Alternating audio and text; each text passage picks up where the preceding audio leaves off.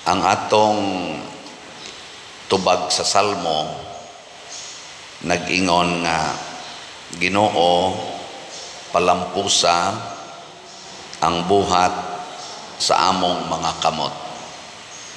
Ang Ginoo mao'y unang naghimog buhat.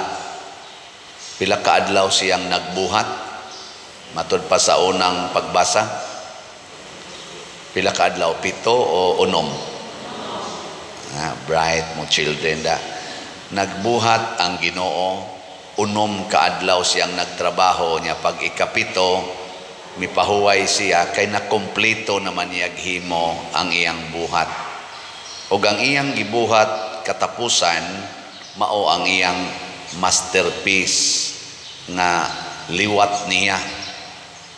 Iyag yung larawan o kasamahan. Kinsa may iyang gibuhat katapusan? Lingay mong tupad ing na liwat kas Ginoo. Ang tao gihimo sa larawan o kasamahan sa Ginoo. Unya nahimo gyud ni siya, nahitabo gyud.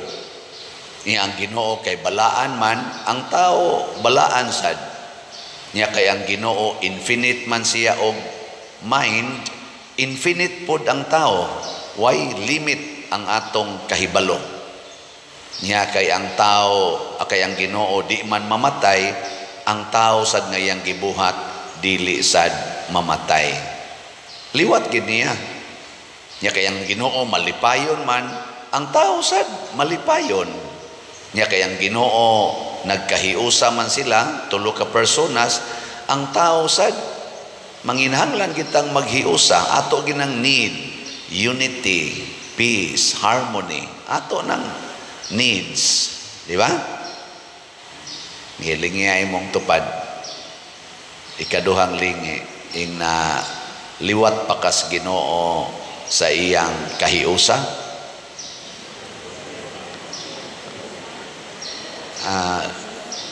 Mao ni siya ang challenge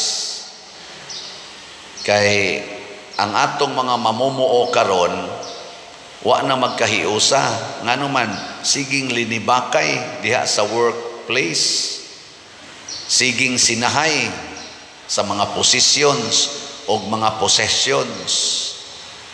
Wa na sad magkahiusa ang atong mga workers o ang atong mga laborers o ang mga employers.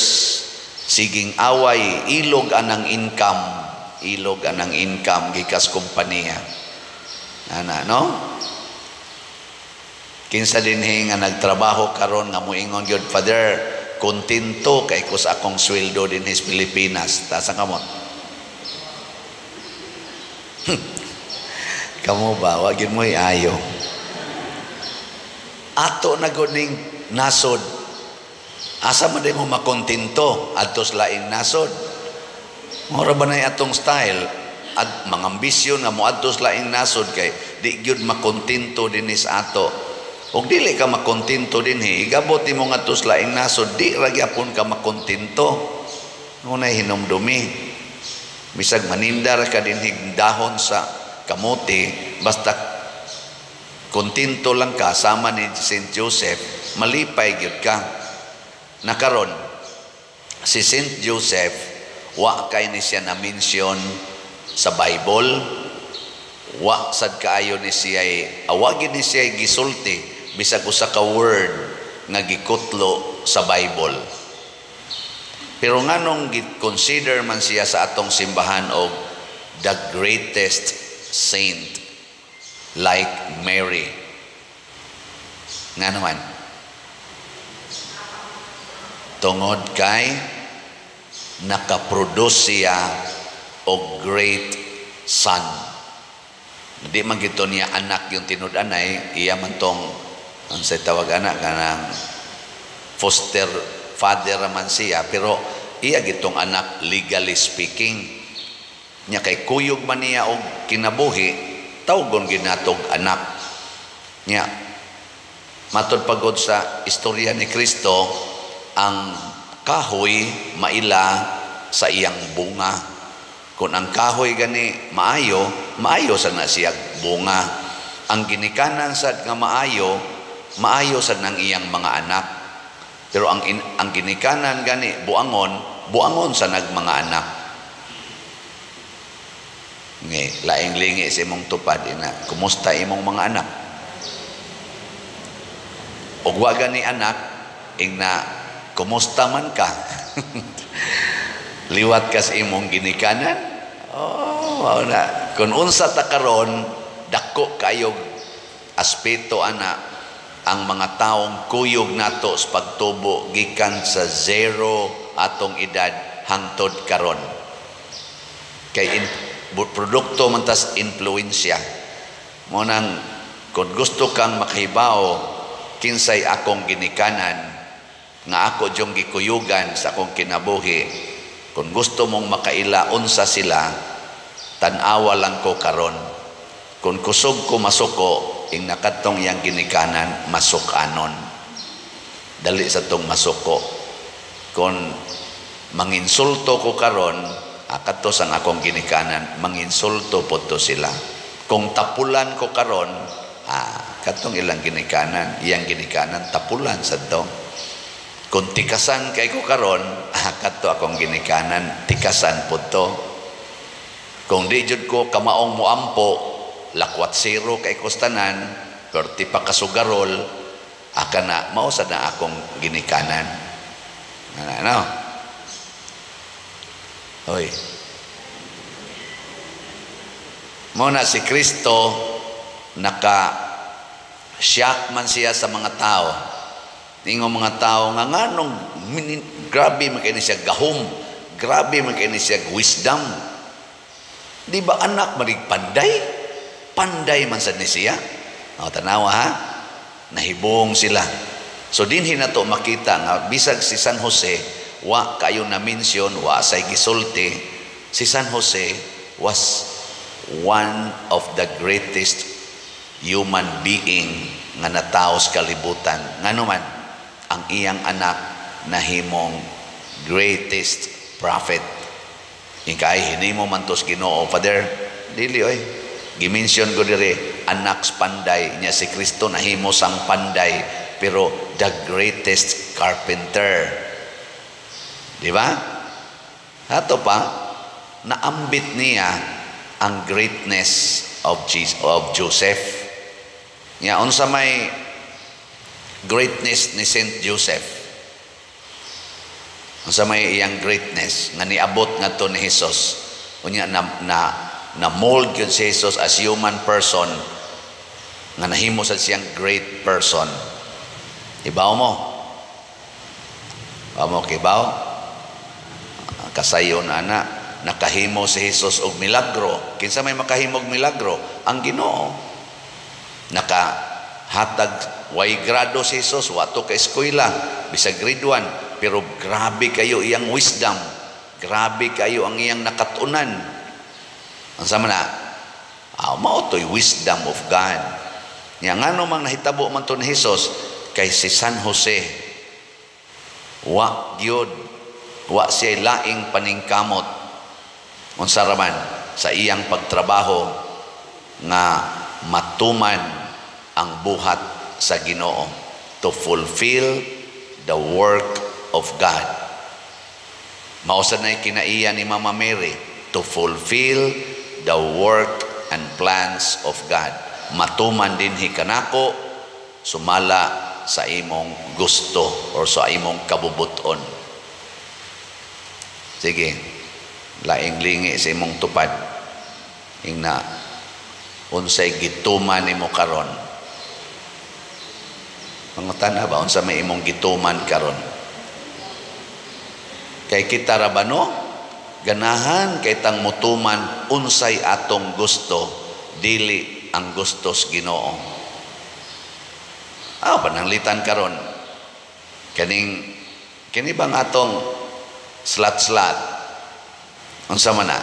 Gusto nas Ginoo o gustong siyano? Kusga. Unsay gusto sa ginsyano? Gusto sa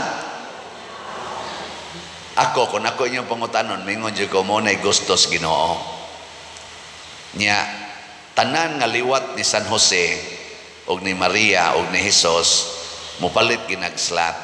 Kay makasabot man gina sila nga gusto ni sa Ginoo.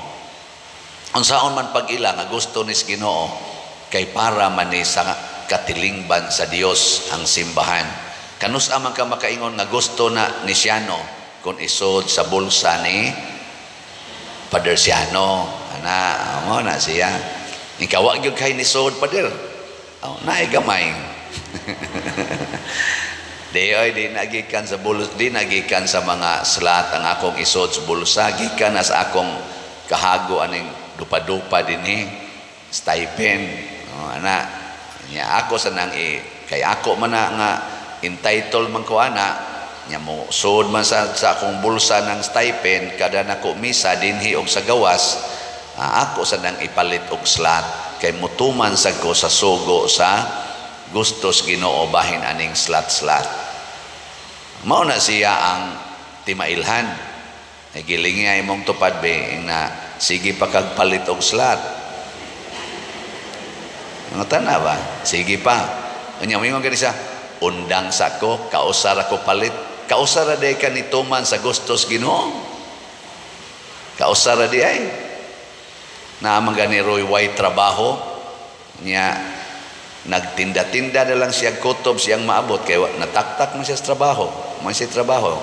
Niya kay ni income man sa siyang gibuhat-buhat nga kanang mga tinda-tinda, ni palit gyapon siya slot. Siya sa diha pa ko'y trabaho pa there.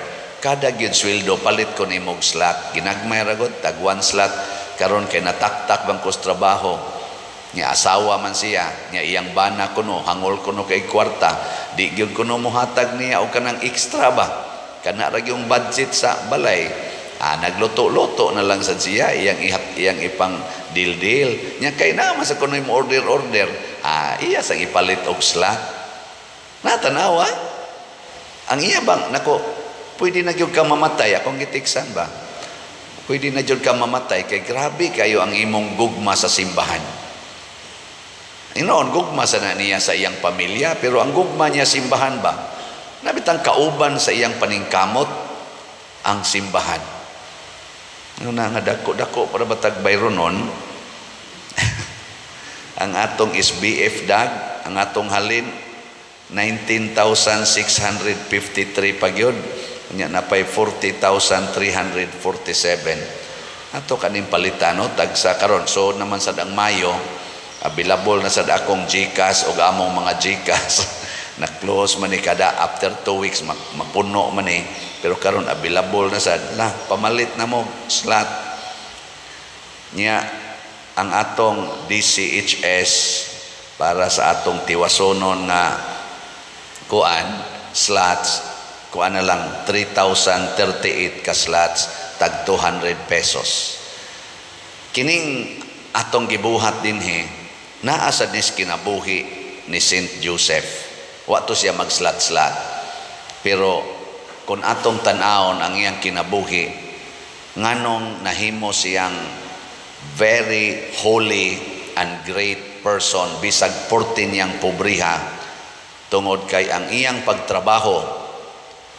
Ang pipila ka mga prinsipyo lang ba nga akong ma-dissect gikan sa kinabuhi ni San Jose sa iyang pagtrabaho na ay mga at least 3 ka prinsipyo nga makuha nato nga applicable kayo. Naghimo sad ko ani niningkamot ko kay nakatrabaho man po ko mga 8 ka tuig human ko ni graduate sa college atong March 1987 sugod June 1987 nakatrabaho ko hangtod sa June 1995 niya kuan ang unang prinsipyo gyud nga gibatunan ni San Jose gihigugma niya ang trabaho dili ang sweldo.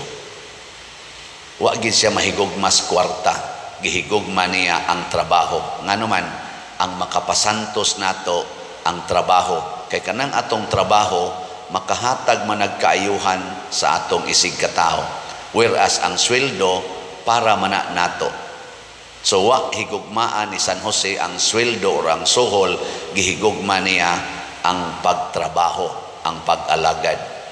Ngilingay mong tupad. Na okay ra ni mo guway sweldo. Matana ba?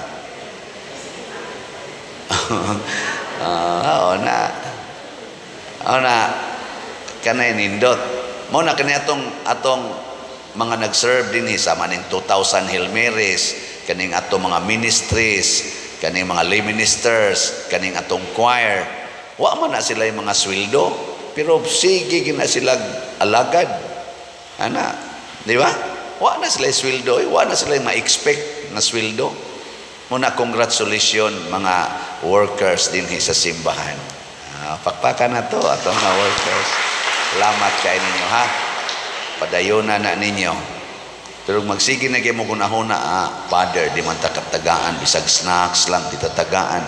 Practice ta kapoy kay sige kanta niya, wagi snacks. Mao na ginaibutang niyo yung nahuna, mga buangon mo.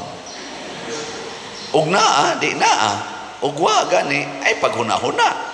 Ang importante nga alaga diha, ipaambit ng imong talent. Nya ako sa diri magsikog misa, magsikog announce aning slot, magsige sa kog ingon, gamay ang palit slot o masay slot, kapoy sig announce undangon tani. Adi sa kong ingon ana. Nganuman kay ang akong misyon nagihatag sa Ginoo mao man ang pagpahuman aning project, pinaagi pag sigig encourage ninyo nga palit mog slot, padayonon ko ni hangtod ko mamatay. Kung kamo sad og di mo maminaw ani kay nahigugma mo sa inyong kwarta for yourself, inyo sa nang tulubagon sa Ginoo, bahala mo diha. Ana, ikaduhang prinsipyo ni San Jose na nakapawagtang og mga sala mao ang paghimo og mga sakripisyo nga way nahibalo, kanang gitawag natog secret or silent nga mga martyrdom. Sama atong nabuntis si Maria.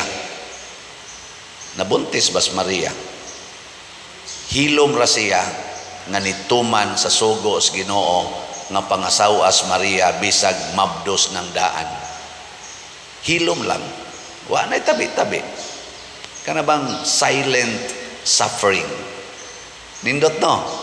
Kay kita usahay, ato maginang ibandilyo, mo yaw-yaw, ala mo syagit-syagit, ba ikang animala ka, waka kahibaw, partinan ako, gisakitan ako nimo, grabe kay nimo gibuhat nako, mga na pa ba? Si San Jose, hilom lang, hilom. Mga asawang ni Adinhe, kinsa ninyo ang muhilom lang kung masakitan na mo sa inyong bana, tasa ka mo. Kanang di gyud mo yaw-yaw ba, hilom lang. Mga sabaan gid mong dagko. Pero kani mga bana siguro jud ko na ni hilom lang kisa dinhi mga banaha nga hilom ra gyud ini kasoko na ninyo sa inyong asawa ta sa kamot. Otro sa demo. Hilom lang. Hilom lang. Nya dayon ang ikatulo nga para nako kinaiyasan ni San Jose, ang iyang gibuhat ba, nagsigi siyag paningkamot sa pagpalambo sa kinabuhi sa iyang gialagaran.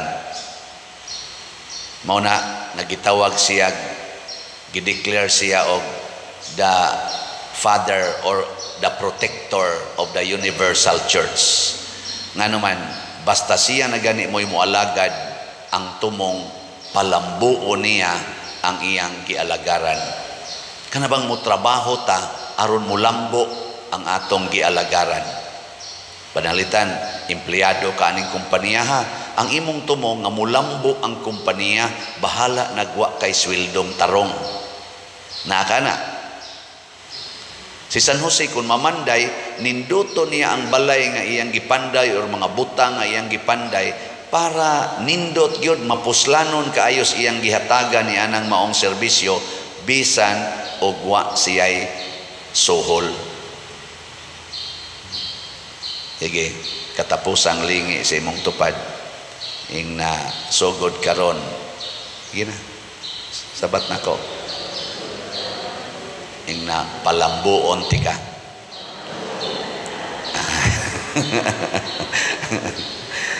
Nang makapalangit ginakanabit ang imong palambuon ang imong gialagaran. Kaming mga pare mao gina ang among misyon. I believe amo gid ang misyon na kun asa may ma-assign palambuon gid namo ang parokya dili ang among bulsa. Muna ako mohangyo ko ninyo, mulambo na ganing akong bulsa nya ni kaga ang atong parokya badlo nga in taon ko ninyo. Ing nakinahanglan maliwat kang San Jose Pader ngano naman ing ang imo namang bulsa mo'y burot kaayo luspad naman kayong parokya nato. Ana man sila Brad Loloy, ana mga finance council nato. Badlonga ko ninyo la Sister Nara na sobra na sa ning imong gibuhat Pader. Ana. Aw kamo good. Palambuan ang inyong gitrabahoan. Palambuan ang inyong silingan. Nga kita dinhi ning kamot kita nga mulambo ang atong palibot, mulambo ang atong community, hasta ang atong mga chapels, atong gipaningkamutan nga mulambo kay mao man akong gialagaran, hasta ang mga tao nga purtig yun kauyamot og Pinoyanan nga galisod na gani og katog konting uwan kay buslot kayog atop hastang bungbong purting buslota atong gihinay-hinayan og alagad. Nakapaayo na tag, nakahimo na tag balay nga mga 76 kabuok. No? Wa mo malipay. Lipay ta. Salamat kayo. Mausa na ang pagpalit na tog slots. Nga naman, atong palambuon kining simbahan nga atong gialagaran og mauna ni ang makapasantos nato sama ni San Jose gikan sa iyang paghigugma sa pagtrabaho, sa iyang paghilom nga pagantos og sa iyang pagpalambo sa iyang isig katao labi na gyud sa iyang gialagaran. Kun ato na nang buhaton, mawagtang ang tanang sala, mawagtang ang tanang kagubot, mga gubat mawagtang na ni tanan ug mopuli ang kabalaan, kalipay o kalinaw, kalambuan sa katilingban.